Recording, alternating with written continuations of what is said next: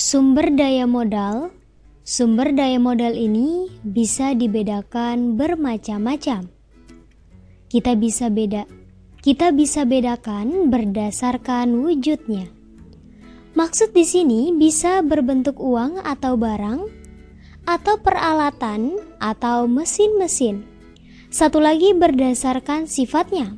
Yang dimaksud dengan sifatnya adalah ada yang sifatnya modal tetap, ada yang sifatnya modal lancar. Modal tetap adalah yang tidak habis digunakan. Misalnya mesin, gedung, pabrik, gudang, dan lain-lain. Beda dengan modal lancar. Kalau modal lancar ini yang habis digunakan. Contohnya bahan baku yang digunakan. Bahan baku termasuk modal lancar. Kalau kamu bikin baju, kainnya itu termasuk modal lancar. Benangnya itu dari waktu ke waktu harus dibeli. Itu juga termasuk modal lancar. Kemudian pembagian sumber daya modal berdasarkan subjeknya. Di sini ada yang namanya modal perorangan.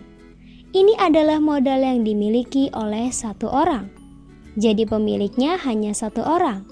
Ada yang namanya modal kemasyarakatan. Kalau yang ini pemiliknya ramai-ramai. Pemiliknya masyarakat.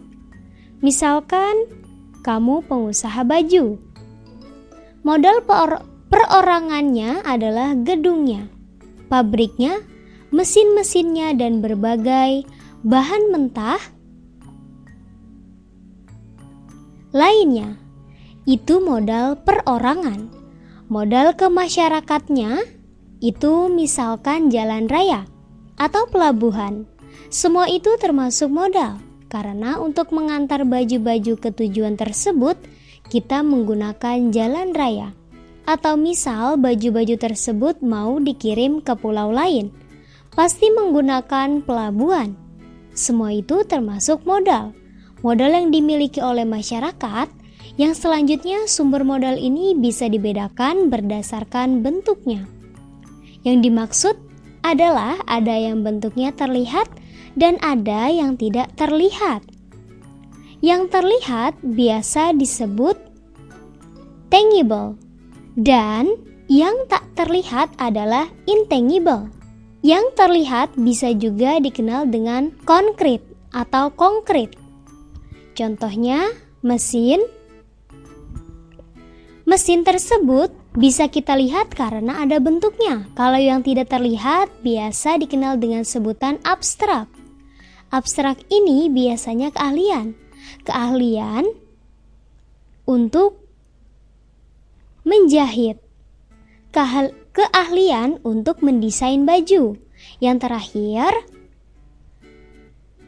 sumber daya modal bisa dibedakan berdasarkan sumbernya. Berdasarkan sumbernya ini ada yang milik sendiri dan milik orang lain. Milik sendiri misalnya gedung. Kalau gedungnya milik sendiri itu namanya milik kamu sendiri. Atas nama kamu berarti modalnya milik kamu sendiri. Atau kalau milik orang lain itu namanya pinjam. Itu namanya pinjam atau kontrak.